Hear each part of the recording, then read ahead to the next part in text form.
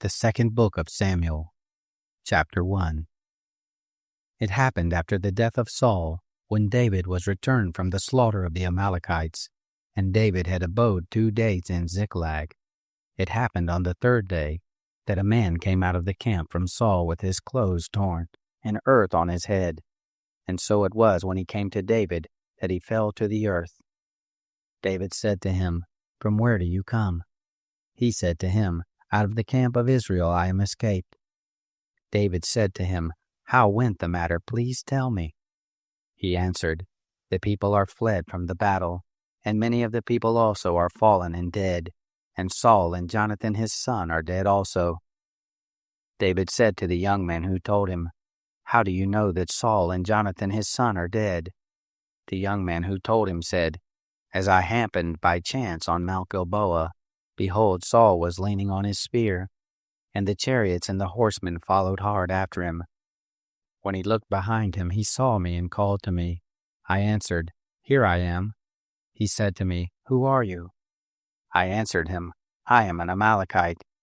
He said to me, 'Stand, I pray you, beside me and kill me, for anguish has taken hold of me, because my life is yet whole in me.'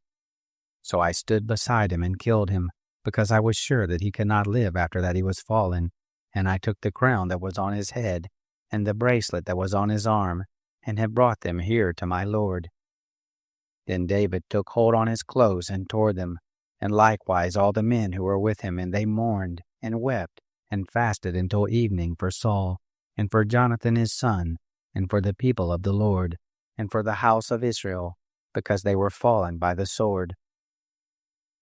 David said to the young men who told him, "Where are you from?" He answered, "I am the son of a foreigner, an Amalekite." David said to him, "How were you not afraid to put forth your hand to destroy the Lord's anointed?" David called one of the young men and said, "Go near and fall on him." He struck him so that he died. David said to him, "Your blood be on your head, for your own mouth testified against you, saying, 'I have slain the Lord's anointed.'" David lamented with his lamentation over Saul and over Jonathan his son. And he asked them to teach the children of Judah the song of the bow. Behold, it is written in the book of Jashar. "Your glory, Israel, is slain on your high places. How the mighty are fallen. Don't tell it in Gath. Don't publish it in the streets of Ashkelon, lest the daughters of the Philistines rejoice, lest the daughters of the uncircumcised triumph. You mountains of Gilboa, let there be no dew nor rain on you, neither fields of offerings. For there the shield of the mighty was vilely cast away, the shield of Saul not anointed with oil.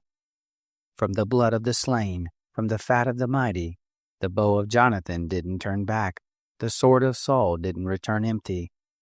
Saul and Jonathan were lovely and pleasant in their lives. In their death they were not divided. They were swifter than eagles, they were stronger than lions. You daughters of Israel, weep over Saul, who clothed you in scarlet delicately, who put ornaments of gold on your clothing. How are the mighty fallen in the midst of the battle? Jonathan is slain on your high places. I am distressed for you, my brother Jonathan. Very pleasant have you been to me. Your love to me was wonderful, passing the love of women. How are the mighty fallen? The weapons of war perished. Chapter 2. It happened after this that David inquired of the Lord, saying, "Shall I go up into any of the cities of Judah?" The Lord said to him, "Go up." David said, "Where shall I go?" He said, "To Hebron." So David went there, and his 2 wives also, Ahinoam the Jezreelitess, and Abigail the wife of Nabal the Carmelite. His men who were with him David brought also, every man with his household, and they lived in the cities of Hebron. The men of Judah came, and there they anointed David king over the house of Judah. They told David, saying, "The men of Jabesh Gilead were those who buried Saul." David sent messengers to the men of Jabesh Gilead, and said to them, "Blessed are you of the Lord, that you have shown this kindness to your Lord, even to Saul, and have buried him. Now the Lord show loving kindness and truth to you, and I also will return this kindness to you, because you have done this thing." Now therefore let your hands be strong, and be valiant, for Saul your lord is dead, and also the house of Judah have anointed me king over them. Now Abner, the son of Ner, captain of Saul's host, had taken Ishbosheth, the son of Saul, and brought him over to Mahanaim. And he made him king over Gilead, and over the Asherites, and over Jezreel, and over Ephraim, and over Benjamin, and over all Israel. Ishbosheth, Saul's son, was 40 years old when he began to reign over Israel, and he reigned 2 years. But the house of Judah followed David. The time that David was king in Hebron over the house of Judah was 7 years and 6 months. Abner, the son of Ner, and the servants of Ishbosheth, the son of Saul, went out from Mahanaim to Gibeon. Joab, the son of Zeruiah, and the servants of David went out and met them by the pool of Gibeon, and they sat down, the one on the one side of the pool, and the other on the other side of the pool. Abner said to Joab, "Please let the young men arise and play before us." Joab said, "Let them arise." Then they arose and went over by number, 12 for Benjamin, and for Ishbosheth the son of Saul, and 12 for the servants of David. They caught every one his fellow by the beard, and thrust his sword in his fellow's side, so they fell down together. Therefore that place was called Helkath Hazorim, which is in Gibeon. The battle was very severe that day, and Abner was beaten, and the men of Israel before the servants of David. The 3 sons of Zeruiah were there, Joab, and Abishai, and Asahel. Asahel was light of foot as a wild gazelle. Asahel pursued after Abner, and in going he didn't turn to the right hand nor to the left from following Abner. Then Abner looked behind him and said, "Is it you, Asahel?" He answered, "It is I." Abner said to him, "Turn aside to your right hand or to your left, and lay hold on one of the young men and take his armor." But Asahel would not turn aside from following him. Abner again said to Asahel, "Turn aside from following me. Why should I strike you to the ground? How then should I hold up my face to Joab your brother?" However, he refused to turn aside. Therefore Abner, with the back end of the spear, struck him in the body, so that the spear came out behind him, and he fell down there and died in the same place. And it happened that as many as came to the place where Asahel fell down and died stood still. But Joab and Abishai pursued after Abner, and the sun went down when they were come to the hill of Ammah, that lies before Giah by the way of the wilderness of Gibeon. The children of Benjamin gathered themselves together after Abner, and became one band, and stood on the top of a hill. Then Abner called to Joab and said, "Shall the sword devour forever? Don't you know that it will be bitterness in the latter end? How long shall it be then before you bid your people return from following their brothers?" Joab said, "As God lives, if you had not spoken, surely then in the morning the people had gone away, nor followed every one his brother." So Joab blew the trumpet, and all the people stood still, and pursued after Israel no more, neither fought they any more. Abner and his men went all that night through the Arabah, and they passed over the Jordan, and went through all Bithron, and came to Mahanaim. Joab returned from following Abner, and when he had gathered all the people together, there lacked of David's servants 19 men, and Asahel. But the servants of David had struck of Benjamin and of Abner's men, so that 360 men died. They took up Asahel, and buried him in the tomb of his father, which was in Bethlehem. Joab and his men went all night, and the day broke on them at Hebron. Chapter 3. Now there was long war between the house of Saul and the house of David, and David grew stronger and stronger, but the house of Saul grew weaker and weaker. To David were sons born in Hebron, and his firstborn was Amnon, of Ahinoam the Jezreelitess, and his second Chileab, of Abigail the wife of Nabal the Carmelite, and the third Absalom, the son of Maacah the daughter of Talmai king of Geshur, and the fourth Adonijah the son of Haggith, and the fifth Shephatiah the son of Abital, and the sixth Ithream of Eglah David's wife. These were born to David in Hebron.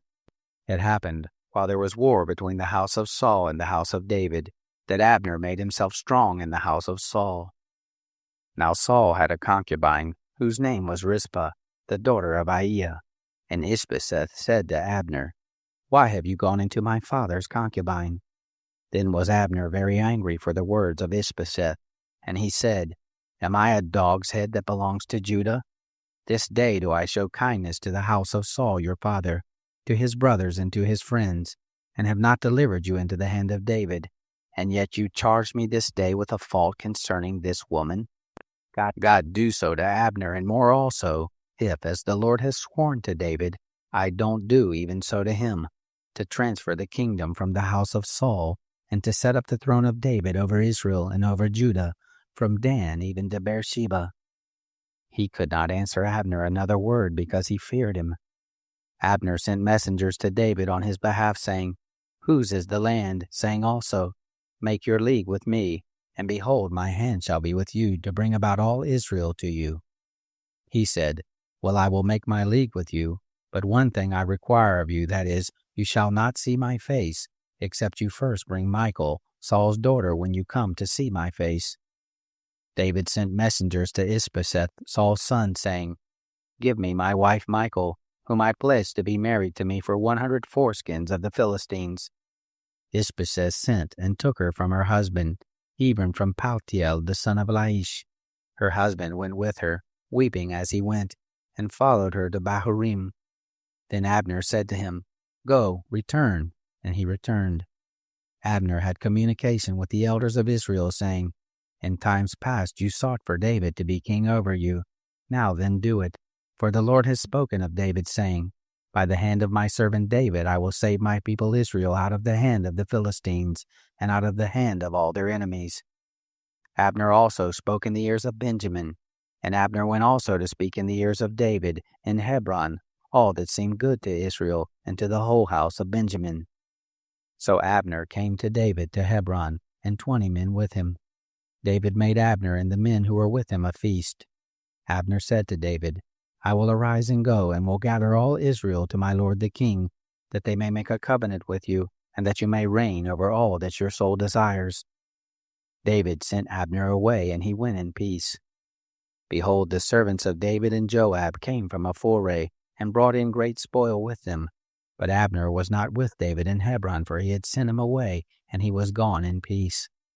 When Joab and all the host who was with him had come, they told Joab, saying, Abner the son of Ner came to the king, and he has sent him away, and he is gone in peace. Then Joab came to the king and said, What have you done? Behold, Abner came to you. Why is it that you have sent him away, and he is quite gone?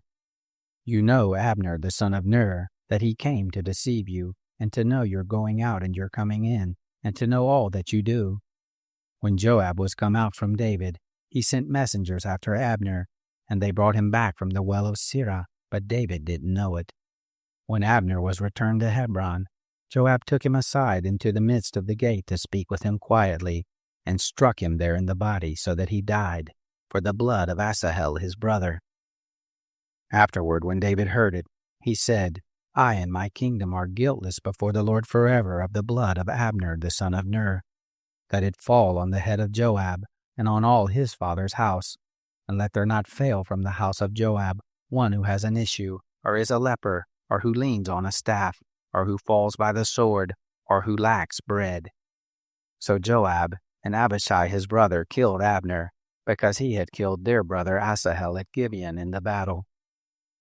David said to Joab and to all the people who were with him, Tear your clothes, and put on sackcloth, and mourn before Abner.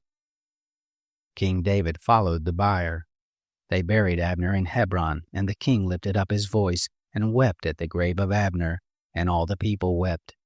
The king lamented for Abner, and said, Should Abner die as a fool dies? Your hands were not bound, nor your feet put into fetters. As a man falls before the children of iniquity, so did you fall. All the people wept again over him. All the people came to cause David to eat bread while it was yet day. But David swore, saying, God do so to me, and more also, if I taste bread or anything else, until the sun goes down. All the people took notice of it, and it pleased them, as whatever the king did pleased all the people. So all the people and all Israel understood that day that it was not of the king to kill Abner the son of Ner. the king said to his servants, "Don't you know that there a prince and a great man has fallen this day in Israel? I am this day weak, though anointed king, and these men, the sons of Zeruiah, are too hard for me. May the Lord reward the evildoer according to his wickedness." Chapter 4.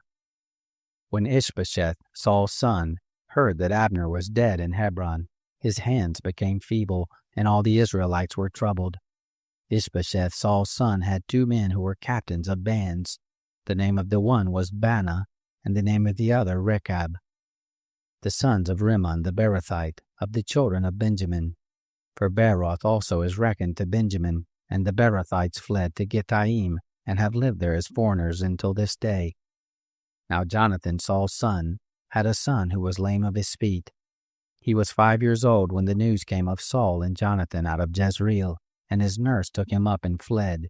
And it happened, as she made haste to flee, that he fell and became lame. His name was Mephibosheth. The sons of Rimmon the Beerothite, Rechab and Baanah, went and came about the heat of day to the house of Ishbosheth, as he took his rest at noon. They came there into the midst of the house, as though they would have fetched wheat, and they struck him in the body, and Rechab and Baanah his brother escaped. Now when they came into the house, as he lay on his bed in the bedchamber, they struck him and killed him, and beheaded him, and took his head, and went by the way of the Arabah all night. They brought the head of Ishbosheth to David to Hebron, and said to the king, "Behold, the head of Ishbosheth, the son of Saul, your enemy who sought your life. And the Lord has avenged my lord the king this day of Saul and of his seed." David answered Rechab and Baanah his brother, the sons of Rimmon the Beerothite, and said to them, "As the Lord lives, who has redeemed my soul out of all adversity, when one told me, saying, 'Behold, Saul is dead,' thinking to have brought good news, I took hold of him and killed him in Ziklag, which was the reward I gave him for his news. How much more, when wicked men have slain a righteous person in his own house on his bed, shall I not now require his blood of your hand, and take you away from the earth?" David commanded his young men, and they killed them, and cut off their hands and their feet, and hanged them up beside the pool in Hebron. But they took the head of Ishbosheth, and buried it in the grave of Abner in Hebron. Chapter 5. Then came all the tribes of Israel to David to Hebron, and spoke, saying, "Behold, we are your bone and your flesh. In times past, when Saul was king over us, it was you who led out and brought in Israel, and the Lord said to you, 'You shall be shepherd of my people Israel, and you shall be prince over Israel.' So all the elders of Israel came to the king to Hebron, and King David made a covenant with them in Hebron before the Lord, and they anointed David king over Israel. David was 30 years old when he began to reign, and he reigned 40 years. In Hebron he reigned over Judah 7 years and 6 months, and in Jerusalem he reigned 33 years over all Israel and Judah. The king and his men went to Jerusalem against the Jebusites, the inhabitants of the land, who spoke to David, saying, "Except you take away the blind and the lame, you shall not come in here," thinking, "David can't come in here." Nevertheless, David took the stronghold of Zion, the same as the city of David. David said on that day, "Whoever strikes the Jebusites, let him go up to the watercourse and strike the lame and the blind, who are hated of David's soul." Therefore they say, "There are the blind and the lame, he can't come into the house." David lived in the stronghold and called it the city of David. David built round about it from Milo and inward. David grew greater and greater, for the Lord, the God of hosts, was with him. Hiram king of Tyre sent messengers to David, and cedar trees, and carpenters and masons, and they built David a house. David perceived that the Lord had established him king over Israel, and that he had exalted his kingdom for his people Israel's sake. David took more and more concubines and wives out of Jerusalem after he was come from Hebron, and there were yet sons and daughters born to David. These are the names of those who were born to him in Jerusalem: Shammua and Shobab, and Nathan, and Solomon, and Ibhar, and Elishua, and Nepheg, and Japhia, and Elishama, and Elida, and Eliphalet. When the Philistines heard that they had anointed David king over Israel, all the Philistines went up to seek David, and David heard of it, and went down to the stronghold. Now the Philistines had come and spread themselves in the valley of Rephaim. David inquired of the Lord, saying, Shall I go up against the Philistines? Will you deliver them into my hand? The Lord said to David, Go up, for I will certainly deliver the Philistines into your hand. David came to Baal Perazim, and David struck them there, and he said, The Lord has broken my enemies before me like the breach of waters. Therefore he called the name of that place Baal Perazim. They left their images there, and David and his men took them away. The Philistines came up yet again and spread themselves in the valley of Rephaim. When David inquired of the Lord, he said, You shall not go up, but make a circuit behind them, and come on them over against the mulberry trees. It shall be when you hear the sound of marching in the tops of the mulberry trees, then you shall stir yourself, for the Lord has gone out before you to strike the host of the Philistines. David did as the Lord commanded him, and struck the Philistines from Geba until you come to Gezer. Chapter 6. David again gathered together all the chosen men of Israel, 30,000. David arose and went with all the people who were with him from Baal, Judah, to bring up from there the ark of God, which is called by the name, even the name of the Lord of armies, who sits above the cherubim. They set the ark of God on a new cart, and brought it out of the house of Abinadab that was on the hill. And Uzzah and Ahio, the sons of Abinadab, drove the new cart. They brought it out of the house of Abinadab which was in the hill with the ark of God, and Ahio went before the ark. David and all the house of Israel played before the Lord with all manner of instruments made of fir wood, and with harps, and with psalteries, and with tambourines, and with castanets, and with cymbals. When they came to the threshing floor of Nacon, Uzzah put his hand to the ark of God, and took hold of it, for the oxen stumbled. The anger of the Lord was kindled against Uzzah, and God struck him there for his error, and there he died by the ark of God. David was displeased because the Lord had broken forth on Uzzah, and he called the place Perez Uzzah to this day. David was afraid of the Lord that day, and said, How can the ark of the Lord come to me? So David would not remove the ark of the Lord to him into the city of David, but David carried it aside into the house of Obed-Edom the Gittite. The ark of the Lord remained in the house of Obed-Edom the Gittite 3 months, and the Lord blessed Obed-Edom and all his house. It was told King David, saying, The Lord has blessed the house of Obed-Edom and all that pertains to him, because the ark of God is there. David went and brought up the ark of God from the house of Obed-Edom into the city of David with joy. It was so that when those who bore the ark of the Lord had gone 6 paces, he sacrificed an ox and a fattened calf. David danced before the Lord with all his might, and David was girded with a linen ephod. So David and all the house of Israel brought up the ark of the Lord with shouting and with the sound of the trumpet.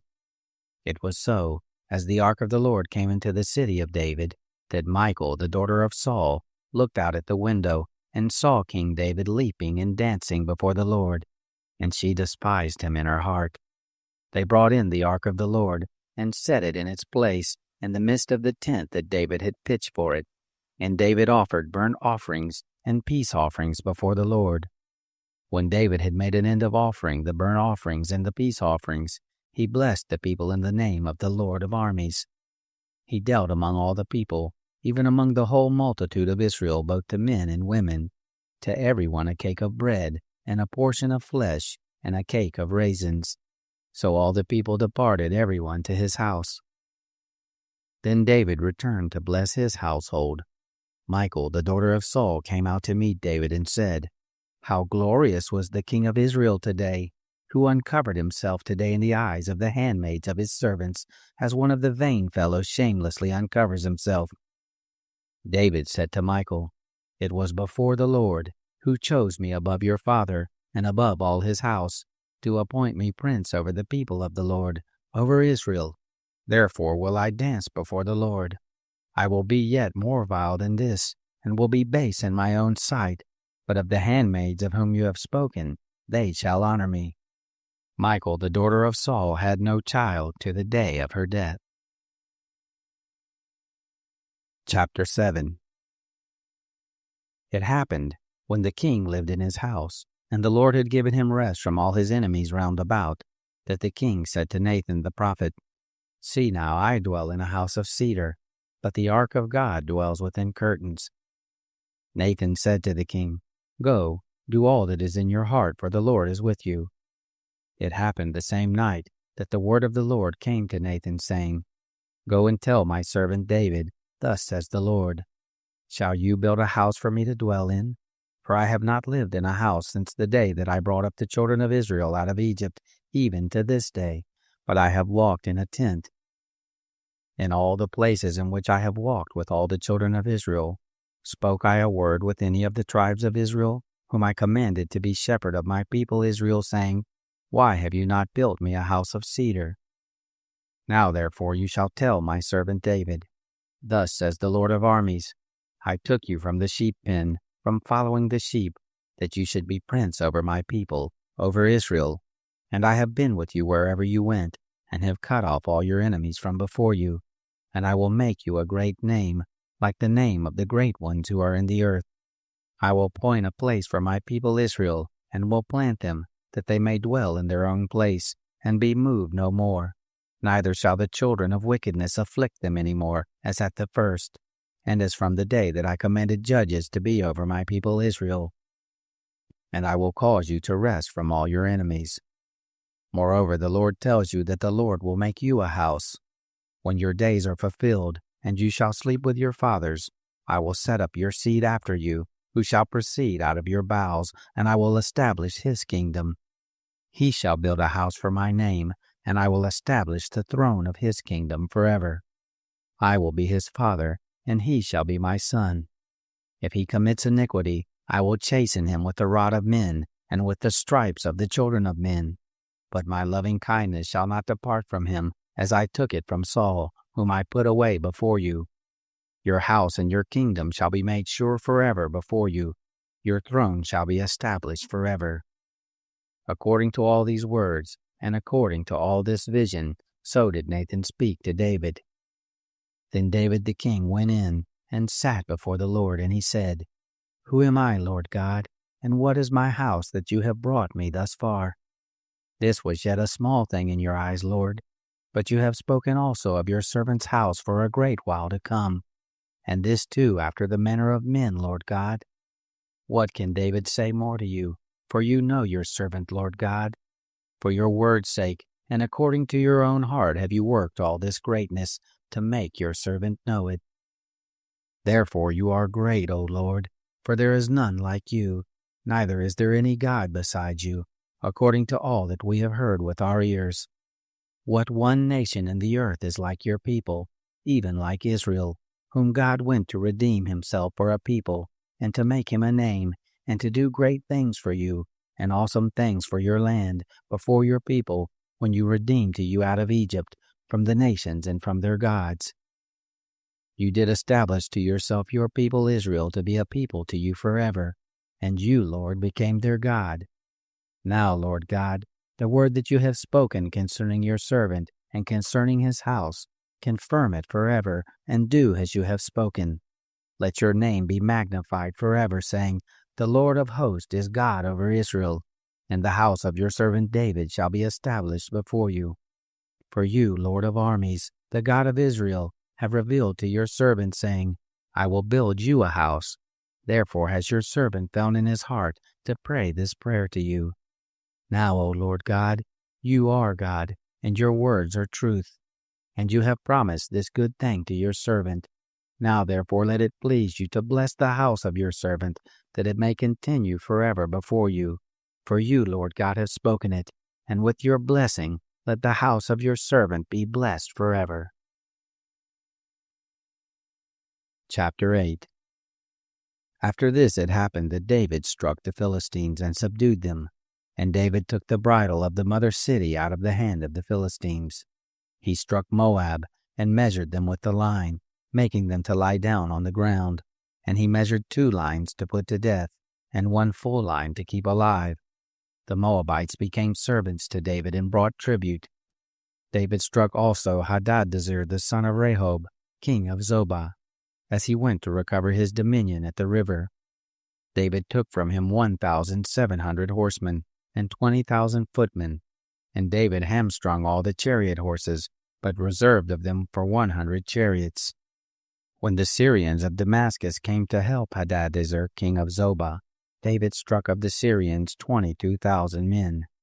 Then David put garrisons in Syria of Damascus, and the Syrians became servants to David and brought tribute. The Lord gave victory to David wherever he went.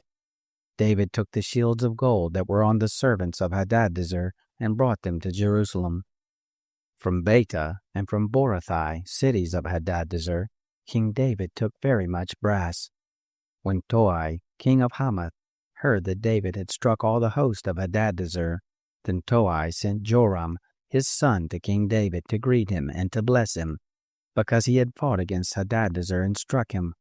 For Hadadezer had wars with Toi. Joram brought with him vessels of silver, and vessels of gold, and vessels of brass. These also did King David dedicate to the Lord, with the silver and the gold that he dedicated of all the nations which he subdued, of Syria, and of Moab, and of the children of Ammon, and of the Philistines, and of Amalek, and of the spoil of Hadadezer, son of Rehob, king of Zobah. David made a name for him when he returned from smiting the Syrians in the valley of Salt, even 18,000 men. He put garrisons in Edom. Throughout all Edom he put garrisons, and all the Edomites became servants to David. The Lord gave victory to David wherever he went. David reigned over all Israel, and David executed justice and righteousness to all his people. Joab the son of Zeruiah was over the host, and Jehoshaphat the son of Ahilud was the recorder, and Zadok the son of Ahitub and Ahimelech the son of Abiathar were priests, and Sariah was scribe, and Benaiah the son of Jehoiada was over the Cherethites and the Pelethites, and David's sons were chief ministers. Chapter 9. David said, Is there yet any who is left of the house of Saul, that I may show him kindness for Jonathan's sake? There was of the house of Saul a servant whose name was Ziba, and they called him to David. And the king said to him, Are you Ziba? He said, I am your servant. The king said, Is there not yet any of the house of Saul, that I may show the kindness of God to him? Ziba said to the king, Jonathan has yet a son, who is lame of his feet. The king said to him, Where is he? Ziba said to the king, Behold, he is in the house of Machir the son of Ammiel, in Lo-debar. Then King David sent and fetched him out of the house of Machir the son of Ammiel from Lo-debar. Mephibosheth, the son of Jonathan, the son of Saul, came to David, and fell on his face and did homage. David said, Mephibosheth. He answered, Behold your servant. David said to him, Don't be afraid, for I will surely show you kindness for Jonathan your father's sake, and will restore to you all the land of Saul your father, and you shall eat bread at my table continually. He did homage again and said, What is your servant that you should look on such a dead dog as I am? Then the king called to Ziba Saul's servant and said to him, All that pertained to Saul and to all his house have I given to your master's son. You shall till the land for him, you and your sons and your servants, and you shall bring in the fruits, that your master's son may have bread to eat. But Mephibosheth, your master's son, shall eat bread always at my table. Now Ziba had 15 sons and 20 servants. Then Ziba said to the king, According to all that my lord the king commands his servant, so shall your servant do. As for Mephibosheth, the king said, He shall eat at my table as one of the king's sons. Mephibosheth had a young son whose name was Micah. All that lived in the house of Ziba were servants to Mephibosheth. So Mephibosheth lived in Jerusalem, for he ate continually at the king's table. He was lame in both his feet. Chapter 10. It happened after this, that the king of the children of Ammon died, and Hanun his son reigned in his place. David said, I will show kindness to Hanun the son of Nahash, as his father showed kindness to me. So David sent by his servants to comfort him concerning his father. David's servants came into the land of the children of Ammon. But the princes of the children of Ammon said to Hanun their lord, Do you think that David honors your father, and that he has sent comforters to you? Hasn't David sent his servants to you to search the city, and to spy it out, and to overthrow it? So Hanun took David's servants, and shaved off the one half of their beards, and cut off their garments in the middle, even to their buttocks, and sent them away. When they told it to David, he sent to meet them, for the men were greatly ashamed. The king said, Wait at Jericho until your beards be grown, and then return. When the children of Ammon saw that they were become odious to David, the children of Ammon sent and hired the Syrians of Beth-Rehob, and the Syrians of Zobah, 20,000 footmen, and the king of Maacah with 1,000 men, and the men of Tob, 12,000 men. When David heard of it, he sent Joab and all the host of the mighty men. The children of Ammon came out and put the battle in array at the entrance of the gate, and the Syrians of Zobah and of Rehob, and the men of Tob and Maacah were by themselves in the field. Now when Joab saw that the battle was set against him before and behind, he chose of all the choice men of Israel, and put them in array against the Syrians. The rest of the people he committed in the hand of Abishai his brother, and he put them in array against the children of Ammon. He said, If the Syrians be too strong for me, then you shall help me. But if the children of Ammon be too strong for you, then I will come and help you. Be of good courage, and let us play the man for our people and for the cities of our God, and the Lord do that which seems to him good. So Joab and the people who were with him drew near to the battle against the Syrians, and they fled before him. When the children of Ammon saw that the Syrians were fled, they likewise fled before Abishai, and entered into the city. Then Joab returned from the children of Ammon and came to Jerusalem. When the Syrians saw that they were put to the worse before Israel, they gathered themselves together.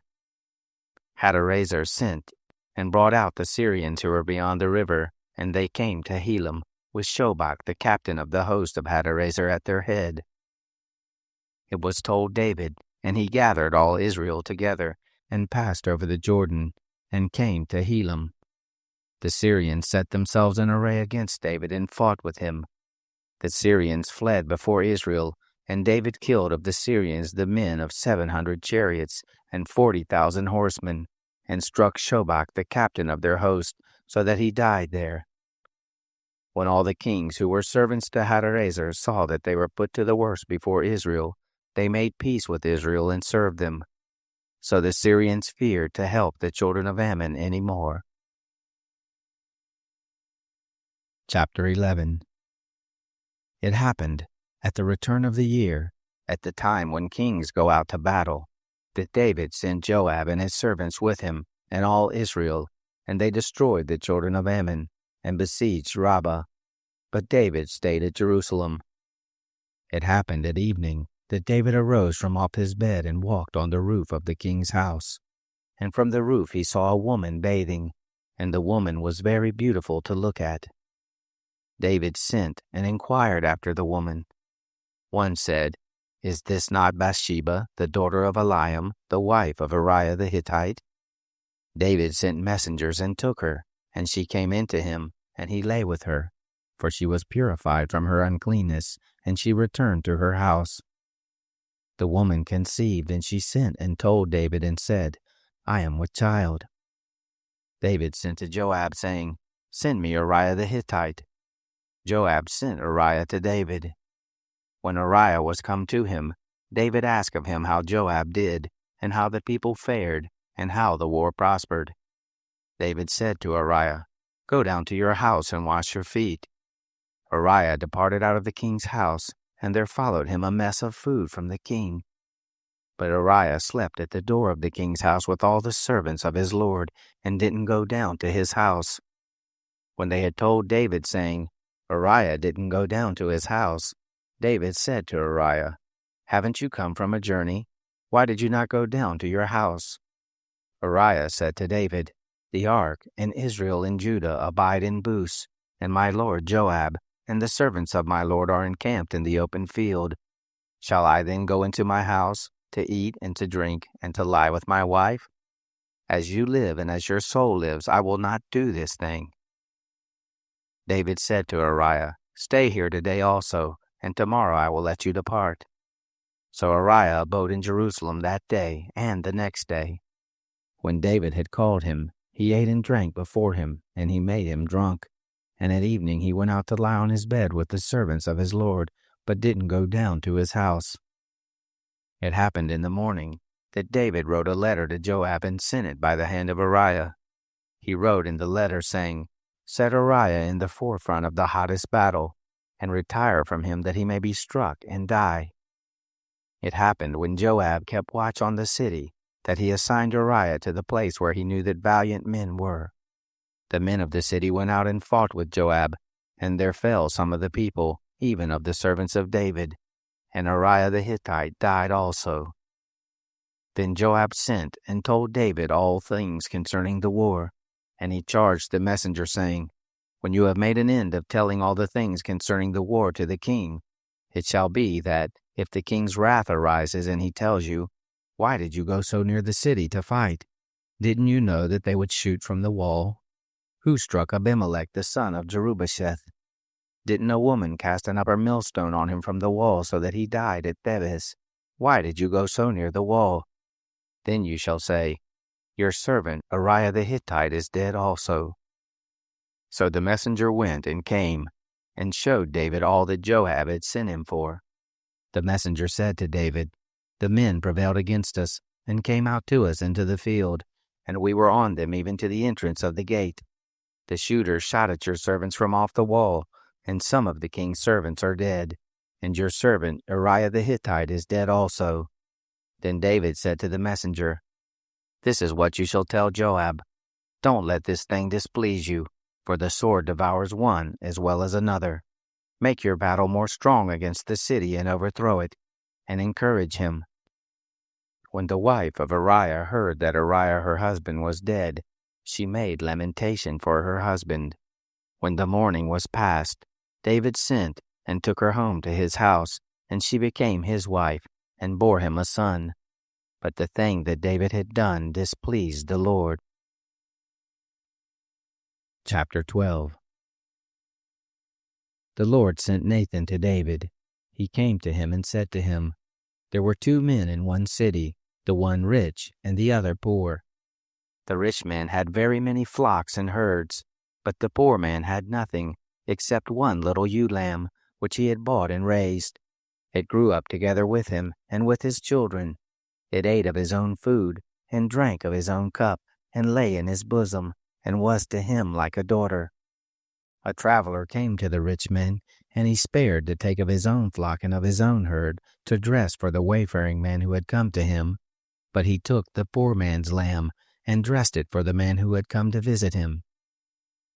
David's anger was greatly kindled against the man, and he said to Nathan, "As the Lord lives, the man who has done this is worthy to die.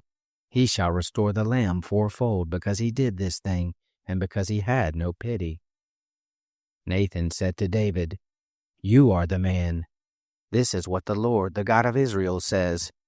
I anointed you king over Israel, and I delivered you out of the hand of Saul. I gave you your master's house, and your master's wives into your bosom, and gave you the house of Israel and of Judah. And if that would have been too little, I would have added to you many more such things. Why have you despised the word of the Lord, to do that which is evil in his sight? You have struck Uriah the Hittite with the sword, and have taken his wife to be your wife, and have slain him with the sword of the children of Ammon. Now therefore the sword will never depart from your house, because you have despised me, and have taken the wife of Uriah the Hittite to be your wife. This is what the Lord says. Behold, I will raise up evil against you out of your own house, and I will take your wives before your eyes, and give them to your neighbor, and he will lie with your wives in the sight of this sun. for you did it secretly, but I will do this thing before all Israel and before the sun." David said to Nathan, "I have sinned against the Lord." Nathan said to David, "The Lord also has put away your sin. You will not die.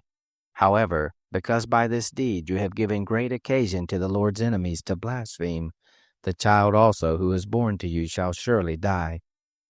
Nathan departed to his house.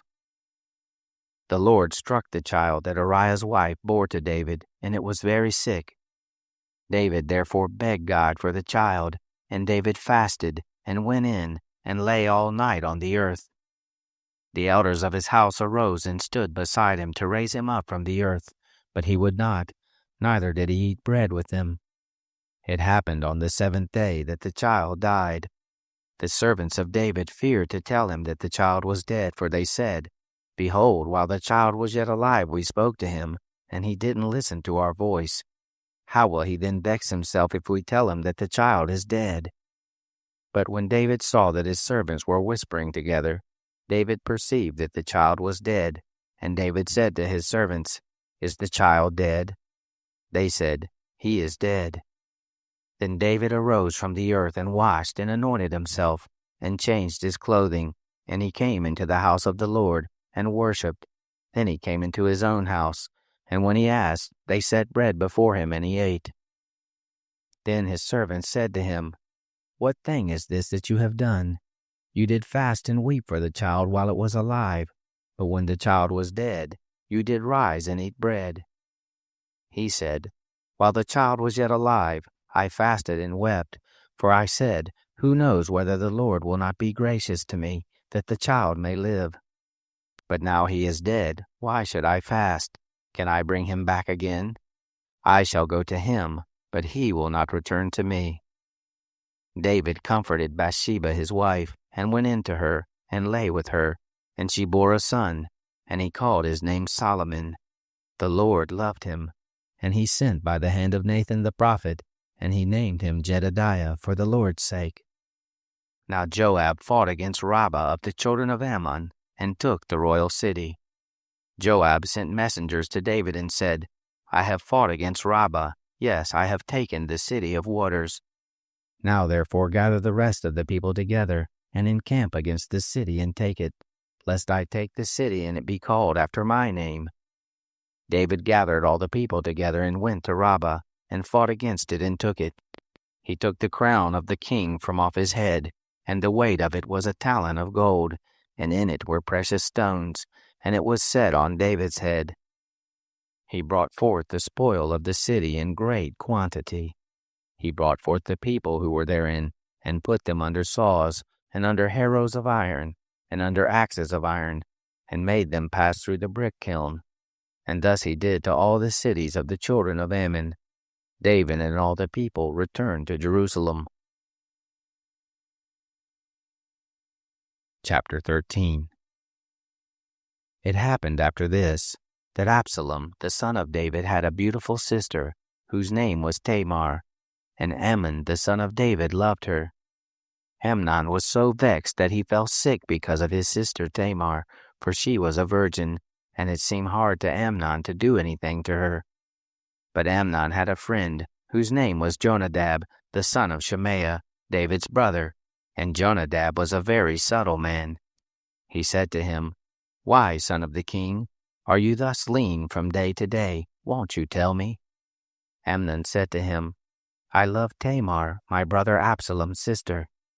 Jonadab said to him, "Lay down on your bed and pretend you're sick, and when your father comes to see you, tell him, 'Please let my sister Tamar come and give me bread to eat, and dress the food in my sight that I may see it and eat it from her hand.'" So Amnon lay down and pretended to be sick.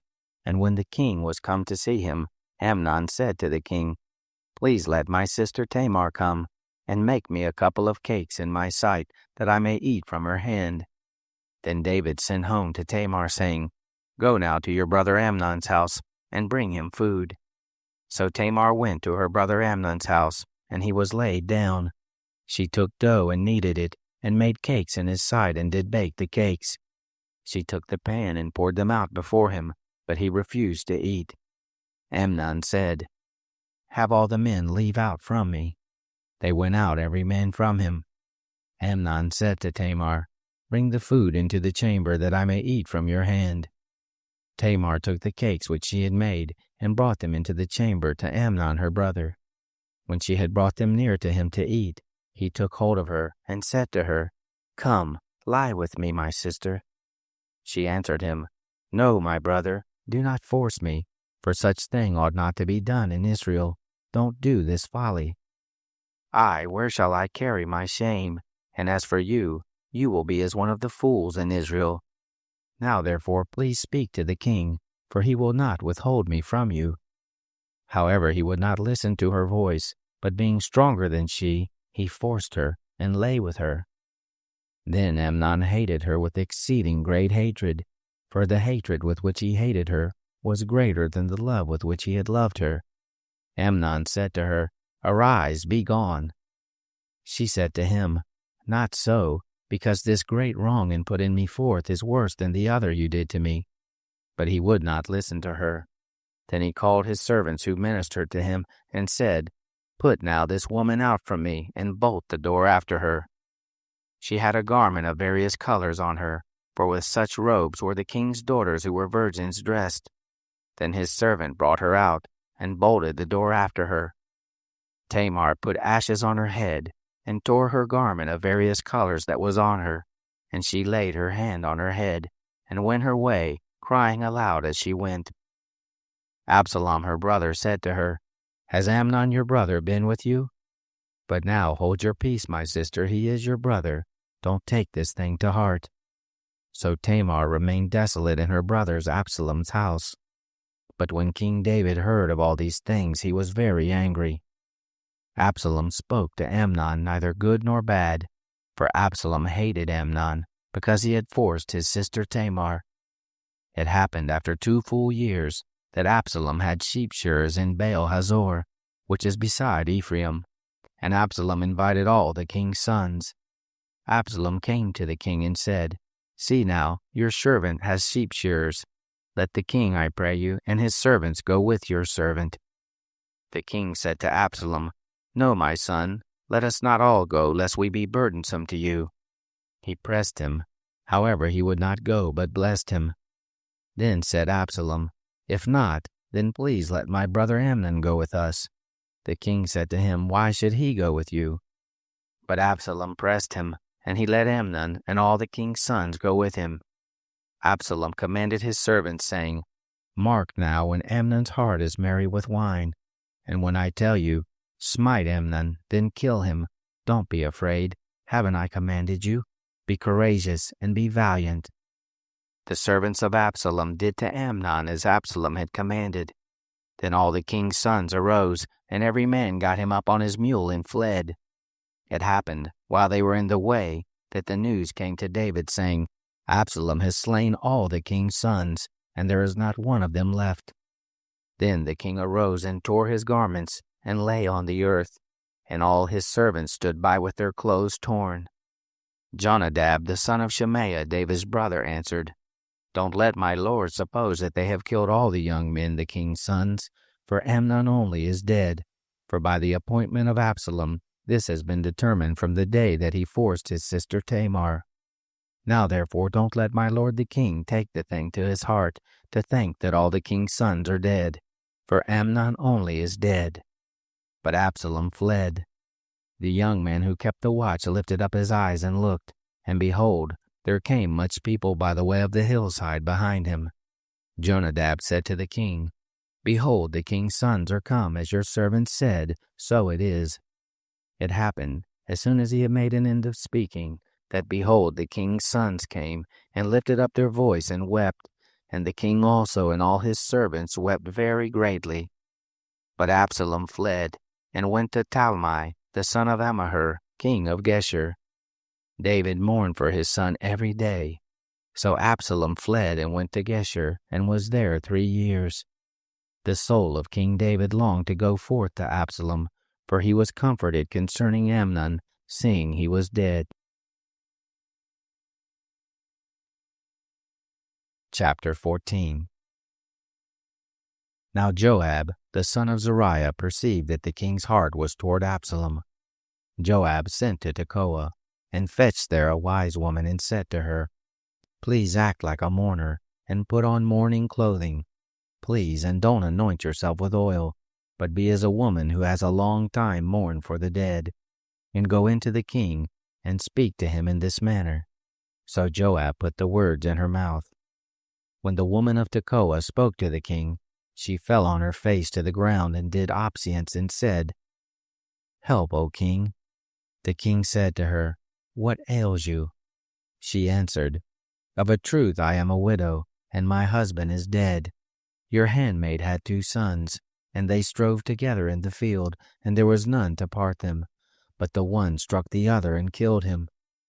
Behold, the whole family is risen up against your handmaid, and they say, Deliver him who struck his brother, that we may kill him for the life of his brother whom he killed. And so they destroy the heir also. Thus will they quench my coal that is left, and leave to my husband neither name nor remainder on the surface of the earth. The king said to the woman, Go to your house, and I will give charge concerning you. The woman of Tekoa said to the king, My lord, O king, the iniquity be on me and on my father's house, and the king in his throne be guiltless. The king said, Whoever says anything to you, bring him to me, and he shall not touch you any more.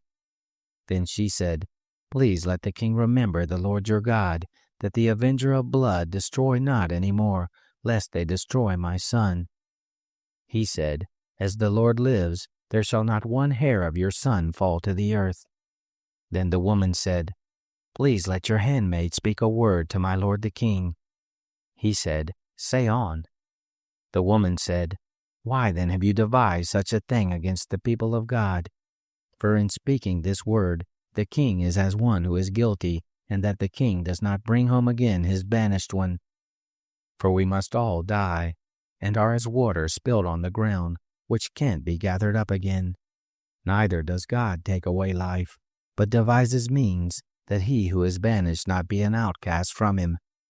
Now therefore, seeing that I have come to speak this word to my lord the king, it is because the people have made me afraid. And your handmaid said, I will now speak to the king. It may be that the king will perform the request of his servant. For the king will hear, to deliver his servant out of the hand of the man who would destroy me and my son together out of the inheritance of God. Then your handmaid said, Please let the word of my lord the king be comfortable, for as an angel of God, so is my lord the king, to discern good and bad, and the Lord your God be with you. Then the king answered the woman, Please don't hide anything from me that I shall ask you. The woman said, Let my lord the king now speak. The king said, Is the hand of Joab with you in all this? The woman answered, As your soul lives, my lord the king, none can turn to the right hand or to the left from anything that my lord the king has spoken. For your servant Joab, he brought me, and he put all these words in the mouth of your handmaid. To change the face of the matter has your servant Joab done this thing. And my lord is wise, according to the wisdom of an angel of God, to know all things that are in the earth. The king said to Joab, Behold now, I have done this thing. Go therefore and bring the young man Absalom back. Joab fell to the ground on his face, and blessed the king.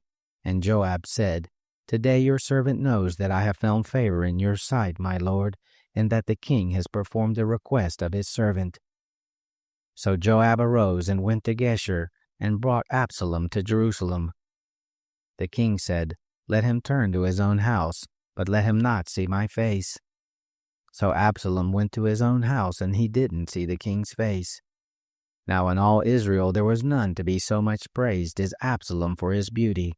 From the sole of his foot, even to the crown of his head, there was no blemish in him. When he cut the hair of his head, now it was at every year's end that he cut it, because it was heavy on him, and therefore he cut it. He weighed the hair of his head at 200 shekels, after the king's weight. To Absalom there were born 3 sons and 1 daughter, whose name was Tamar.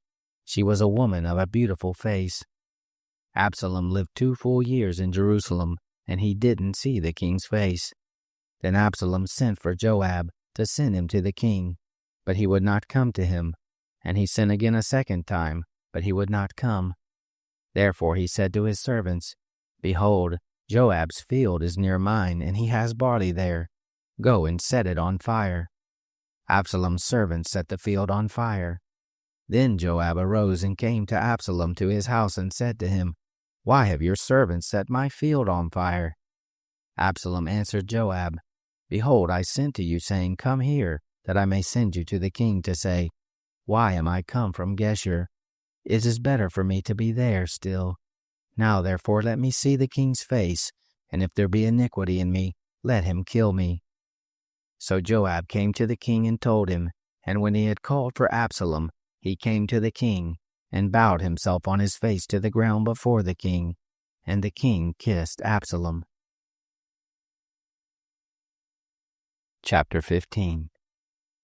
It happened after this, that Absalom prepared a chariot and horses, and 50 men to run before him. Absalom rose up early and stood beside the way of the gate, and it was so that when any man had a problem which should come to the king for judgment, then Absalom called to him and said, Of what city are you? He said, Your servant is one of the tribes of Israel. Absalom said to him, Behold, your matters are good and right, but there is no man deputized of the king to hear you. Absalom said moreover, Oh, that I were made judge in the land, that every man who has any problem or cause might come to me, and I would do him justice. It was so, that when any man came near to do him obeisance, he put forth his hand, and took hold of him, and kissed him. In this manner Absalom did to all Israel who came to the king for judgment. So Absalom stole the hearts of the men of Israel. It happened at the end of 40 years, that Absalom said to the king, Please let me go and pay my vow which I have vowed to the Lord in Hebron. For your servant vowed a vow while I abode at Geshur in Syria, saying, If the Lord will indeed bring me again to Jerusalem, then I will serve the Lord. The king said to him, Go in peace. So he arose and went to Hebron. But Absalom sent spies throughout all the tribes of Israel, saying, As soon as you hear the sound of the trumpet, then you shall say, Absalom is king in Hebron. With Absalom went 200 men out of Jerusalem who were invited, and when in their simplicity they didn't know anything. Absalom sent for Ahithophel, the Gilonite, David's counselor, from his city, even from Gilo, while he was offering the sacrifices. The conspiracy was strong, for the people increased continually with Absalom. There came a messenger to David, saying, The hearts of the men of Israel are after Absalom. David said to all his servants who were with him at Jerusalem, Arise and let us flee, or else none of us shall escape from Absalom. Make speed to depart, lest he overtake us quickly, and bring down evil on us, and strike the city with the edge of the sword. The king's servants said to the king, Behold, your servants are ready to do whatever my lord the king shall choose. The king went forth and all his household after him. The king left 10 women who were concubines to keep the house.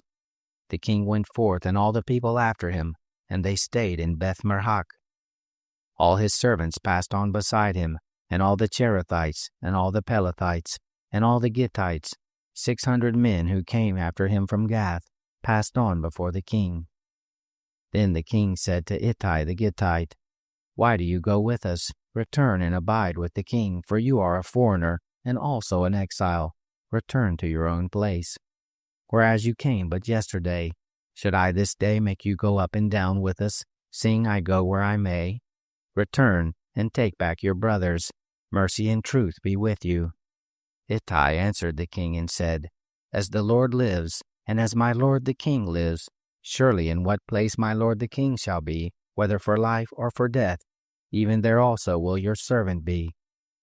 David said to Ittai, Go and pass over. Ittai the Gittite passed over, and all his men, and all the little ones who were with him. All the country wept with a loud voice, and all the people passed over. The king also himself passed over the brook Kidron, and all the people passed over toward the way of the wilderness. Behold, Zadok also came, and all the Levites with him, bearing the ark of the covenant of God. And they set down the ark of God, and Abiathar went up, until all the people had done passing out of the city. The king said to Zadok, Carry back the ark of God into the city. If I shall find favor in the eyes of the Lord, he will bring me again, and show me both it and his habitation. But if he says, I have no delight in you, behold, here I am, let him do to me as seems good to him. The king said also to Zadok the priest, Aren't you a seer?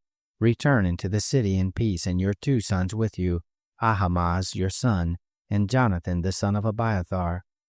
Behold, I will stay at the fords of the wilderness, until word comes from you to inform me. Zadok therefore and Abiathar carried the ark of God again to Jerusalem, and they abode there. David went up by the ascent of the Mount of Olives, and wept as he went up, and he had his head covered, and went barefoot, and all the people who were with him covered every man his head, and they went up, weeping as they went. One told David, saying, Ahithophel is among the conspirators with Absalom. David said, O Lord, please turn the counsel of Ahithophel into foolishness. It happened that when David had come to the top of the ascent where God was worshipped, behold, Hushai the Archite came to meet him with his coat torn and earth on his head. David said to him, If you pass on with me, then you will be a burden to me. But if you return to the city and tell Absalom, I will be your servant, O king, as I have been your father's servant in time past, so I will now be your servant. Then you will defeat for me the counsel of Ahithophel. Don't you have Zadok and Abiathar the priests there with you? Therefore it shall be, that whatever thing you shall hear out of the king's house, you can tell it to Zadok and Abiathar the priest. Behold, they have there with them their 2 sons, Ahimaaz Zadok's son, and Jonathan Abiathar's son, and by them shall you send to tell me everything you shall hear. So Hushai, David's friend, came into the city, and Absalom came into Jerusalem. Chapter 16. When David was a little past the top of the ascent, behold, Ziba, the servant of Mephibosheth, met him, with a couple of donkeys saddled, and on them 200 loaves of bread, and 100 clusters of raisins, and 100 summer fruits, and a bottle of wine. The king said to Ziba, What do you mean by these? Ziba said, The donkeys are for the king's household to ride on, and the bread and summer fruit for the young men to eat, and the wine, that such as are faint in the wilderness may drink. The king said, Where is your master's son? Ziba said to the king, Behold, he abides at Jerusalem, for he said, Today will the house of Israel restore to me the kingdom of my father. Then the king said to Ziba, Behold, all that pertains to Mephibosheth is yours. Ziba said, I do honor you. Let me find favor in your sight, my lord, O king. When King David came to Bahurim, behold, a man of the family of the house of Saul came out, whose name was Shimei, the son of Gera. He came out and cursed still as he came. He cast stones at David, and at all the servants of King David, and all the people and all the mighty men were on his right hand and on his left. Thus said Shimei when he cursed, Be gone, you men of blood and base fellow. The Lord has returned on you all the blood of the house of Saul, in whose place you have reigned. And the Lord has delivered the kingdom into the hand of Absalom your son. And behold, you are taken in your own mischief, because you are a man of blood. Then Abishai, the son of Zeruiah, said to the king, Why should this dead dog curse my lord the king? Please let me go over and cut off his head. The king said, What do I have to do with you, you sons of Zeruiah? Because he curses, and because the Lord has said to him, Curse David, who then shall say, Why have you done so? David said to Abishai and to all his servants, Behold, my son who came forth from my bowels seeks my life. How much more may this Benjamite now do it? Leave him alone and let him curse, for the Lord has invited him. It may be that the Lord will look on the wrong done to me, and that the Lord will reward me good for his cursing. So David and his men went by the way, and Shimei went along the hillside over against him and cursed as he went, and threw stones at him, and cast dust. The king and all the people who were with him came weary, and he refreshed himself there. Absalom and all the people, the men of Israel, came to Jerusalem, and Ahithophel with him. It happened, when Hushai the Archite, David's friend, was come to Absalom, that Hushai said to Absalom, Long live the king! Long live the king! Absalom said to Hushai, Is this your kindness to your friend? Why didn't you go with your friend? Hushai said to Absalom, No, but to whom the Lord and this people and all the men of Israel have chosen, his will I be, and with him will I abide. Again, whom shall I serve? Shouldn't I serve in the presence of his son, as I have served in your father's presence, so I will be in your presence? Then Absalom said to Ahithophel, Give your counsel what we shall do. Ahithophel said to Absalom, Go in to your father's concubines that he has left to keep the house, and all Israel will hear that you are abhorred of your father. Then will the hands of all who are with you be strong. So they spread Absalom a tent on the top of the house, and Absalom slept with his father's concubines in the sight of all Israel. The counsel of Ahithophel which he gave in those days was as if a man inquired at the oracle of God. So was all the counsel of Ahithophel, both with David and with Absalom. Chapter 17. Moreover, Ahithophel said to Absalom, Let me now choose out 12,000 men, and I will arise and pursue after David this night, and I will come on him while he is weary and weak-handed, and will make him afraid, and all the people who are with him shall flee, and I will strike the king only, and I will bring back all the people to you. The man whom you seek is as if all returned, so all the people shall be in peace. The saying pleased Absalom well, and all the elders of Israel. Then Absalom said, Call now Hushai the Archite also, and let us hear likewise what he says. When Hushai was come to Absalom, Absalom spoke to him, saying, Ahithophel has spoken after this manner. Shall we do after his saying? If not, speak up. Hushai said to Absalom, The counsel that Ahithophel has given this time is not good. Hushai said moreover, You know your father and his men, that they are mighty men, and they are fierce in their minds, as a bear robbed of her cubs in the field, and your father is a man of war, and will not lodge with the people.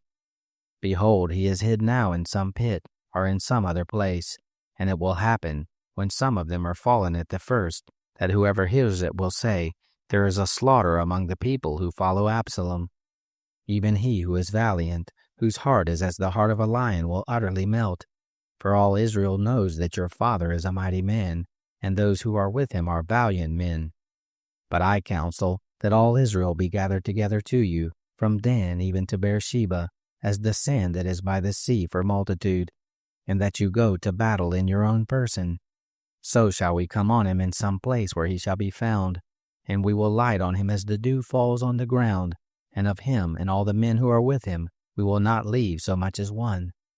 Moreover, if he be gotten into a city, then shall all Israel bring ropes to that city, and we will draw it into the river, until there not be found one small stone. Absalom and all the men of Israel said, The counsel of Hushai the Archite is better than the counsel of Ahithophel. For the Lord had ordained to defeat the good counsel of Ahithophel, to the intent that the Lord might bring evil on Absalom. Then Hushai said to Zadok and Abiathar the priest, Thus and thus did Ahithophel counsel Absalom and the elders of Israel, and thus have I counseled. Now therefore send quickly and tell David, saying, Don't lodge this night at the fords of the wilderness, but by all means pass over, lest the king be swallowed up, and all the people who are with him. Now Jonathan and Ahimaaz were staying by En Rogel, and a maidservant used to go and tell them. And they went and told the king David, for they might not be seen coming into the city. But a boy saw them and told Absalom, and they went both of them away quickly, and came to the house of a man in Bahurim, who had a well in his court, and they went down there. The woman took and spread the covering over the well's mouth, and strewed bruised grain thereon, and nothing was known. Absalom's servants came to the woman to the house, and they said, Where are Ahimaaz and Jonathan? The woman said to them, They have gone over the brook of water. When they had sought and could not find them, they returned to Jerusalem. It happened, after they had departed, that they came up out of the well, and went and told King David. And they said to David, Arise and pass quickly over the water, for thus has Ahithophel counseled against you.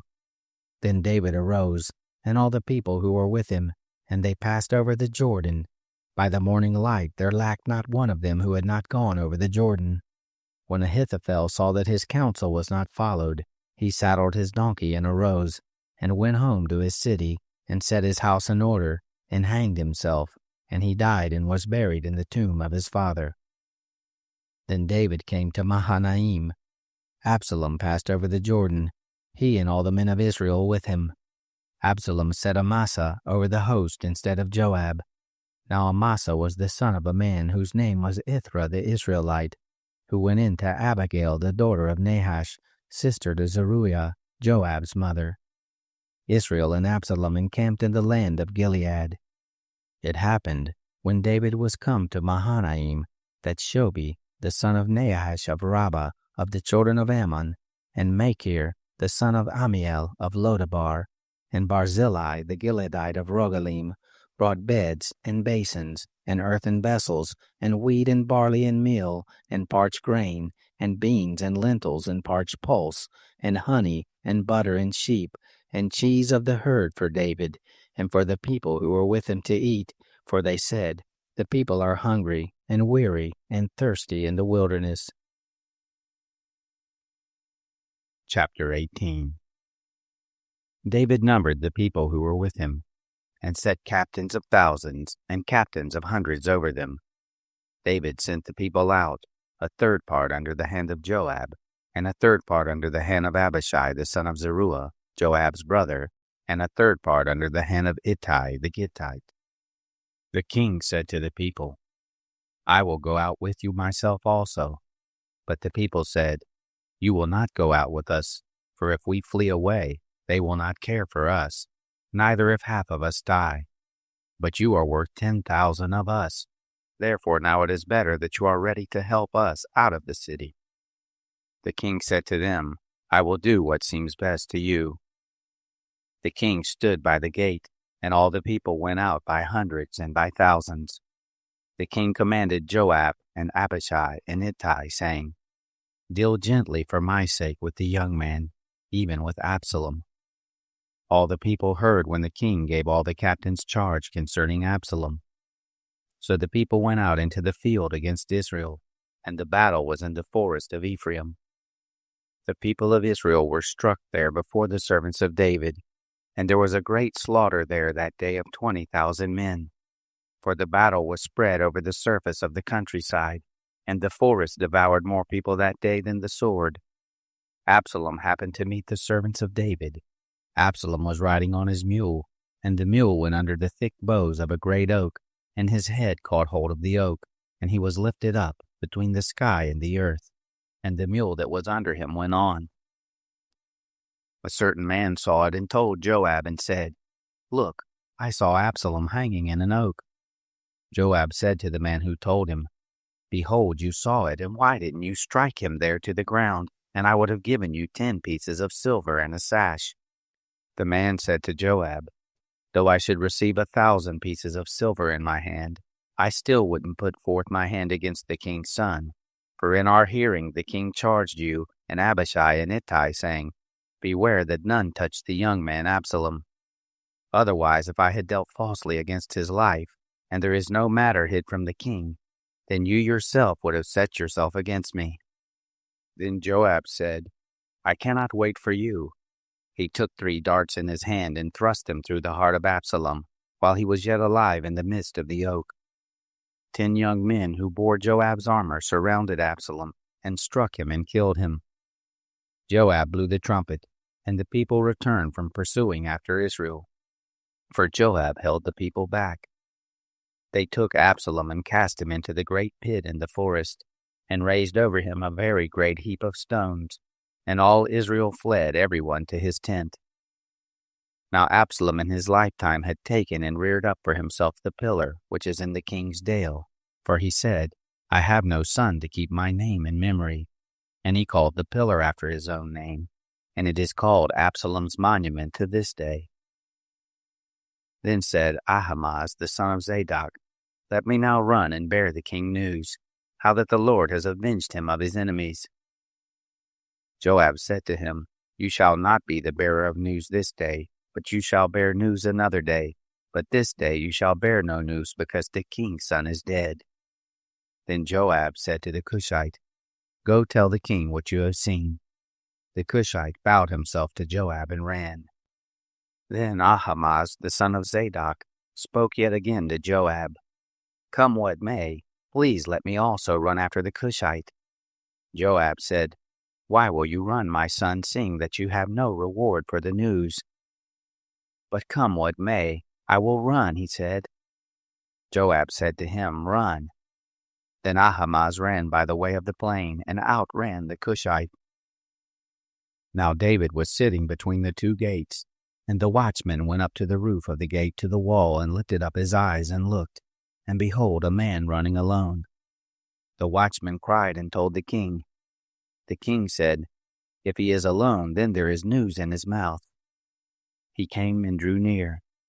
The watchman saw another man running, and the watchman called to the porter and said, Look, another man running alone. The king said, He also brings news. The watchman said, I think the running of the first is like the running of Ahimaaz the son of Zadok. The king said, He is a good man, and comes with good news. Ahimaaz called and said to the king, All is well. He bowed himself before the king with his face to the earth and said, Blessed be the Lord your God, who has delivered up the men who lifted up their hand against my lord the king. The king said, Is it well with the young man Absalom? Ahimaaz answered, When Joab sent the king's servant, I saw a great tumult, but I don't know what it was. The king said, Come and stand here. He came and stood still. Behold, the Cushite came, and the Cushite said, News for my lord the king, for the Lord has avenged you this day of all those who rose up against you. The king said to the Cushite, Is it well with the young man Absalom? The Cushite answered, The enemies of my lord the king, and all who rise up against you to do you hurt, be as that young man is. The king was much moved, and went up to the chamber over the gate, and wept, and as he went he said, My son Absalom, my son Absalom, would that I had died for you, Absalom my son. Chapter 19. It was told Joab, Behold, the king weeps and mourns for Absalom. The victory that day was turned into mourning to all the people, for the people heard say that day, The king grieves for his son. The people came by stealth that day into the city, as the people who are ashamed steal away when they flee in battle. The king covered his face, and the king cried with a loud voice, My son Absalom, Absalom, my son. Joab came into the house of the king and said, You have shamed this day the faces of all your servants, who this day have saved your life, and the lives of your sons and of your daughters, and of your wives and of your concubines, and that you love those who hate you, and hate those who love you. For you have declared this day that princes and servants are nothing to you. For this day I perceived that if Absalom had lived, and we all had died this day, it had pleased you well. Now therefore arise, go out and speak to your servants, for I swear by the Lord, if you don't go out, there will not stay a man with you this night, and that will be worse to you than all the evil that has happened to you from your youth until now. Then the king arose and sat in the gate. They told all the people, saying, Behold, the king is sitting in the gate. And all the people came before the king. Now Israel had fled every man to his tent. All the people were at strife throughout all the tribes of Israel, saying, The king delivered us out of the hand of our enemies, and he saved us out of the hand of the Philistines. And now he is fled out of the land from Absalom. Absalom, whom we anointed over us, is dead in battle. Now therefore, why don't you speak a word of bringing the king back? King David sent to Zadok and to Abiathar the priest, saying, Speak to the elders of Judah, saying, Why are you the last to bring the king back to his house, seeing the speech of all Israel is come to the king to bring him to his house? You are my brothers, you are my bone and my flesh. Why then are you the last to bring back the king? Say to Amasa, aren't you my bone and my flesh? God do so to me, and more also, if you aren't captain of the host before me continually in the room of Joab. He bowed the heart of all the men of Judah, even as the heart of one man, so that they sent to the king, saying, Return, and all of your servants with you. So the king returned, and came to the Jordan. Judah came to Gilgal, to go meet the king, to bring the king over the Jordan. Shimei the son of Gera the Benjamite, who was of Bahurim, hurried and came down with the men of Judah to meet King David. There were 1,000 men of Benjamin with him, and Ziba the servant of the house of Saul and his 15 sons, and his 20 servants with him. And they went through the Jordan in the presence of the king. There went over a ferry boat to bring over the king's household, and to do what he thought good. Shimei the son of Gera fell down before the king when he was come over the Jordan. He said to the king, Don't let my lord impute iniquity to me. Neither remember that which your servant did perversely the day that my lord the king went out of Jerusalem, that the king should take it to his heart. For your servant does know that I have sinned. Therefore, behold, I am come this day, the first of all the house of Joseph, to go down to meet my lord the king. But Abishai the son of Zeruiah said, Shall Shimei not be put to death for this? Because he cursed the Lord's anointed. David said, What have I to do with you, you sons of Zeruiah, that you should this day be adversaries to me? Shall there be any man put to death this day in Israel? For don't I know that I am once again king this day over Israel? The king said to Shimei, You shall not die. The king swore to him. Mephibosheth, the son of Saul, came down to meet the king, and he had neither dressed his feet, nor trimmed his beard, nor washed his clothes, from the day the king departed until the day he came home in peace. It happened, when he was come to Jerusalem to meet the king, that the king said to him, Why didn't you go with me, Mephibosheth? He answered, My lord, O king, my servant deceived me. For your servant said, I will saddle a donkey, that I may ride thereon and go with the king, because your servant is lame. He has slandered your servant to my lord the king. But my lord the king is as an angel of God. Do therefore what is good in your eyes. For all my father's house were but dead men before my lord the king. Yet you set your servant among those who ate at your own table. What right therefore have I yet that I should cry any more to the king? The king said to him, Why speak any more of your matters?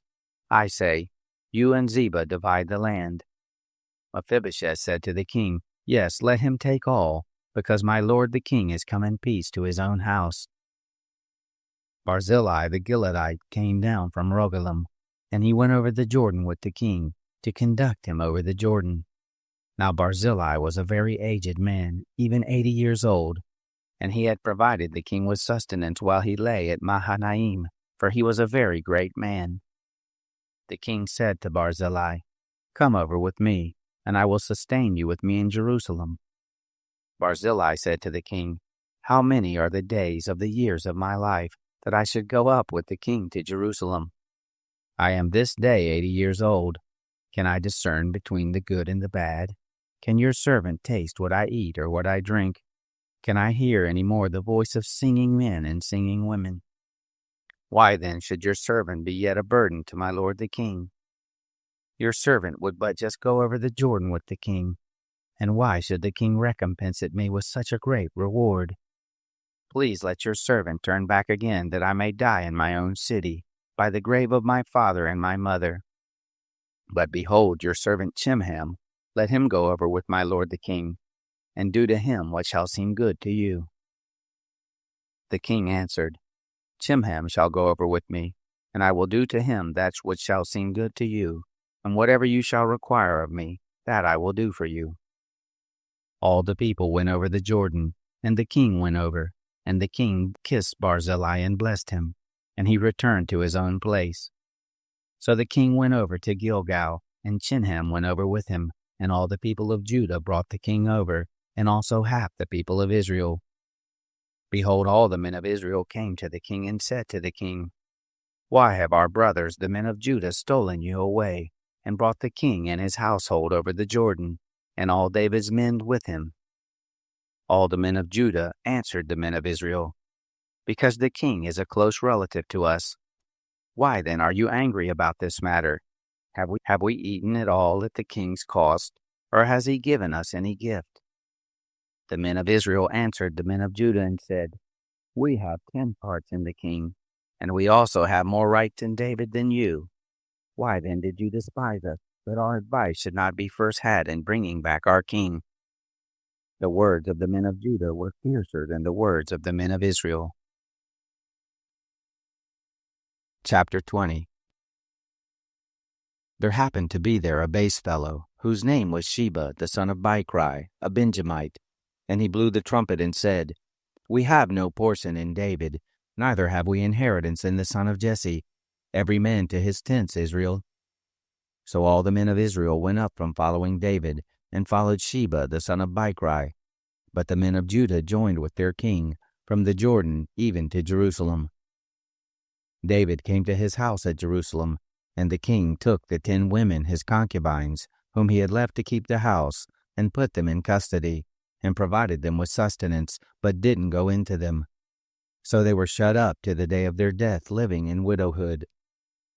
Then the king said to Amasa, "Call the men of Judah together within 3 days to be present here." So Amasa went to call the men of Judah together, but he stayed longer than the set time which he had appointed him. David said to Abishai, "Now will Sheba the son of Bichri do us more harm than did Absalom. Take your lord's servants and pursue after him, lest he get to the fortified cities and escape out of our sight." There went out after him Joab's men, and the Cherethites and the Pelethites, and all the mighty men, and they went out of Jerusalem to pursue after Sheba the son of Bichri.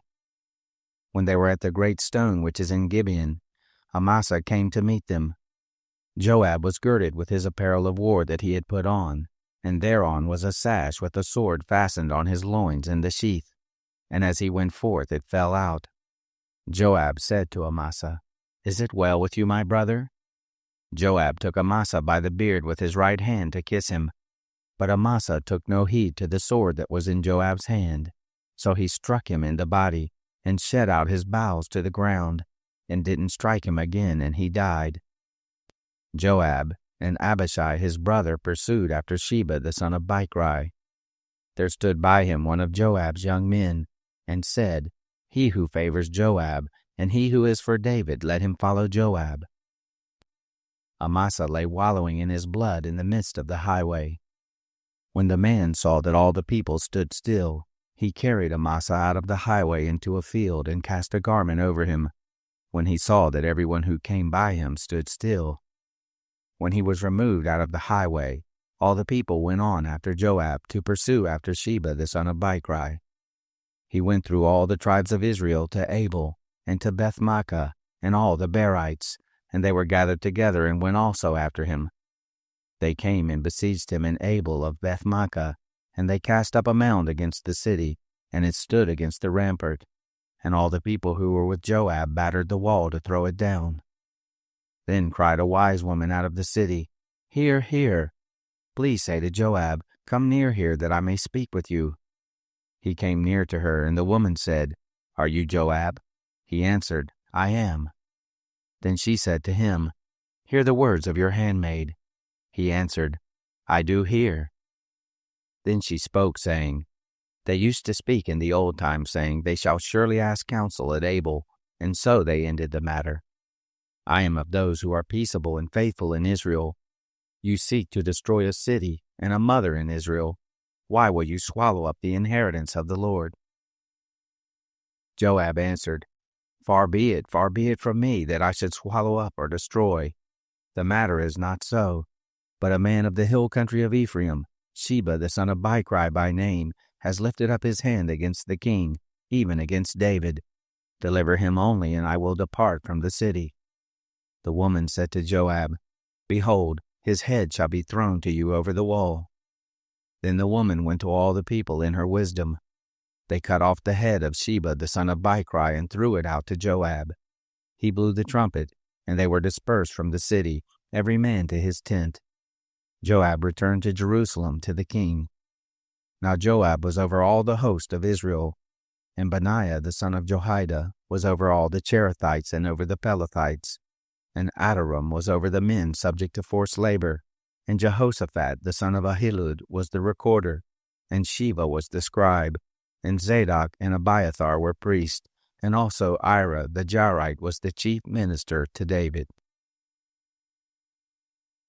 Chapter 21. There was a famine in the days of David 3 years, year after year, and David sought the face of the Lord. The Lord said, "It is for Saul, and for his bloody house, because he put to death the Gibeonites." The king called the Gibeonites and said to them, Now the Gibeonites were not of the children of Israel, but of the remnant of the Amorites, and the children of Israel had sworn to them, and Saul sought to kill them in his zeal for the children of Israel and Judah. And David said to the Gibeonites, What shall I do for you, and with what shall I make atonement, that you may bless the inheritance of the Lord? The Gibeonites said to him, It is no matter of silver or gold between us and Saul or his house, neither is it for us to put any man to death in Israel. He said, Whatever you say, that will I do for you. They said to the king, The man who consumed us, and who devised against us, that we should be destroyed from remaining in any of the borders of Israel, let 7 men of his sons be delivered to us, and we will hang them up to the Lord in Gibeah of Saul, the chosen of the Lord. The king said, I will give them. But the king spared Mephibosheth, the son of Jonathan, the son of Saul, because of the Lord's oath that was between them, between David and Jonathan, the son of Saul. But the king took the 2 sons of Rizpah, the daughter of Aiah, whom she bore to Saul, Armoni and Mephibosheth, and the 5 sons of Michal, the daughter of Saul, whom she bore to Adriel, the son of Barzillai the Maholathite. He delivered them into the hands of the Gibeonites, and they hanged them in the mountain before the Lord, and they fell all 7 together. They were put to death in the days of harvest, in the first days, at the beginning of barley harvest. Rizpah, the daughter of Aiah, took sackcloth, and spread it on the rock, from the beginning of the harvest until water was poured on them from the sky, and she allowed neither the birds of the sky to rest on them by day, nor the animals of the field by night. It was told David what Rizpah, the daughter of Aiah, the concubine of Saul, had done. David went and took the bones of Saul, and the bones of Jonathan his son, from the men of Jabesh-Gilead, who had stolen them from the street of Bethshan, where the Philistines had hanged them, in the day that the Philistines killed Saul in Gilboa. And he brought up from there the bones of Saul, and the bones of Jonathan his son, and they gathered the bones of those who were hanged. They buried the bones of Saul and Jonathan his son in the country of Benjamin in Zelah, in the tomb of Kish his father. And they performed all that the king commanded. After that, God was entreated for the land. The Philistines had war again with Israel, and David went down, and his servants with him, and fought against the Philistines. David grew faint, and Ishbi-benob, who was of the sons of the giant, the weight of whose spear was 300 shekels of brass in weight, and being girded with a new sword, thought to have slain David. But Abishai the son of Zeruiah helped him, and struck the Philistine and killed him. Then the men of David swore to him, saying, You shall no more go out to us in battle, that you don't quench the lamp of Israel. It came to pass after this, that there was again war with the Philistines at Gob. Then Shibachai the Hushathite killed Saph, who was of the sons of the giant. There was war again with the Philistines at Gob, and Elhanan, the son of Jaare-Oregim, the Bethlehemite, killed Goliath, the Gittite's brother, the staff of whose spear was like a weaver's beam. There was again war at Gath, and there was a man of great stature who had on every hand 6 fingers, and on every foot 6 toes, 24 in number, and he also was born to the giant. When he defied Israel, Jonathan the son of Shimei, David's brother, killed him. These 4 were born to the giant in Gath, and they fell by the hand of David, and by the hand of his servants. Chapter 22. David spoke to the Lord the words of this song in the day that the Lord delivered him out of the hand of all his enemies, and out of the hand of Saul. And he said, The Lord is my rock and my fortress, and my deliverer, even mine. God, my rock, in him will I take refuge, my shield and the horn of my salvation, my high tower and my refuge. My Savior, you save me from violence. I will call on the Lord, who is worthy to be praised. So shall I be saved from my enemies. For the waves of death compassed me, the floods of ungodliness made me afraid. The cords of Sheol were round about me, the snares of death came on me. In my distress I called on the Lord, yes, I called to my God. He heard my voice out of his temple, my cry came into his ears. Then the earth shook and trembled, the foundations of heaven quaked. They were shaken because he was angry. There went up smoke out of his nostrils, fire out of his mouth devoured, coals were kindled by it. He bowed the heavens also and came down. Thick darkness was under his feet. He rode on a cherub and did fly. Yes, he was seen on the wings of the wind. He made darkness pavilions round about him, gathering of waters, thick clouds of the skies. At the brightness before him coals of fire were kindled. The Lord thundered from heaven. The Most High uttered his voice. He sent out arrows and scattered them, lightning and confused them. Then the channels of the sea appeared. The foundations of the world were laid bare by the rebuke of the Lord, at the blast of the breath of his nostrils. He sent from on high. He took me. He drew me out of many waters. He delivered me from my strong enemy, from those who hated me, for they were too mighty for me. They came on me in the day of my calamity, but the Lord was my stay. He brought me forth also into a large place. He delivered me because he delighted in me. The Lord rewarded me according to my righteousness. According to the cleanness of my hands has he recompensed me. For I have kept the ways of the Lord, and have not wickedly departed from my God. For all his ordinances were before me. As for his statutes, I did not depart from them. I was also perfect toward him. I kept myself from my iniquity. Therefore has the Lord recompensed me according to my righteousness, according to my cleanness in his eyes. With the merciful you will show yourself merciful. With the perfect man you will show yourself perfect. With the pure you will show yourself pure. With the crooked you will show yourself shrewd. The afflicted people you will save. But your eyes are on the haughty that you may bring them down. For you are my lamp, Lord. The Lord will lighten my darkness. For by you I run on a troop, and by my God I leap over a wall. As for God, his way is perfect. The word of the Lord is tried. He is a shield to all those who take refuge in him. For who is God save the Lord? Who is a rock save our God? God is my strong fortress. He guides the perfect in his way. He makes his feet like hinds' feet, sets me on my high places. He teaches my hands to war so that my arms do bend a bow of brass. You have also given me the shield of your salvation. Your gentleness has made me great. You have enlarged my steps under me. My feet have not slipped. I have pursued my enemies and destroyed them. Neither did I turn again until they were consumed. I have consumed them and struck them through so that they can't arise. Yes, they are fallen under my feet. For you have girded me with strength to the battle. You have subdued under me those who rose up against me. You have also made my enemies turn their backs to me, that I might cut off those who hate me. They looked, but there was none to save, even to the Lord, but he didn't answer them. Then I beat them small as the dust of the earth. I did crush them as the mire of the streets, and did spread them abroad. You also have delivered me from the strivings of my people.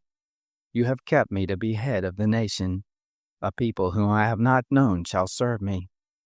The foreigners shall submit themselves to me. As soon as they hear of me, they shall obey.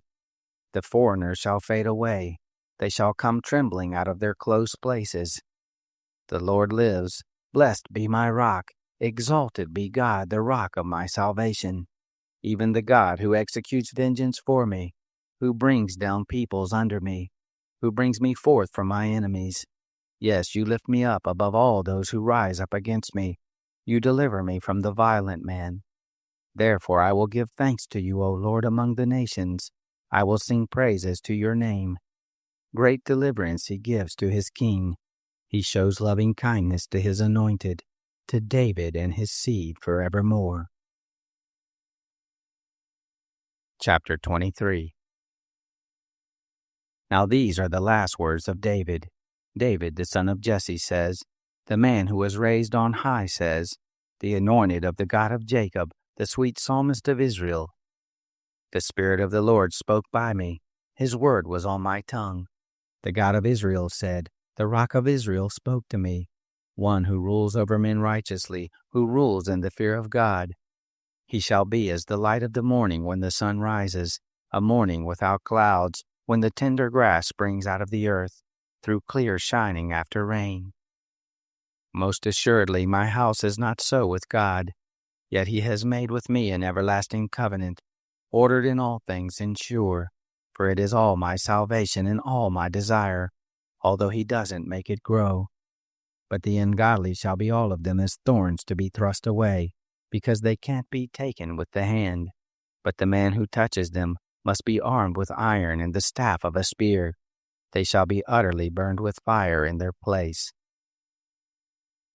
These are the names of the mighty men whom David had: Josheb, Basshebeth, a Tachamonite, chief of the captains. The same was Adino the Eznite, against 800 slain at one time.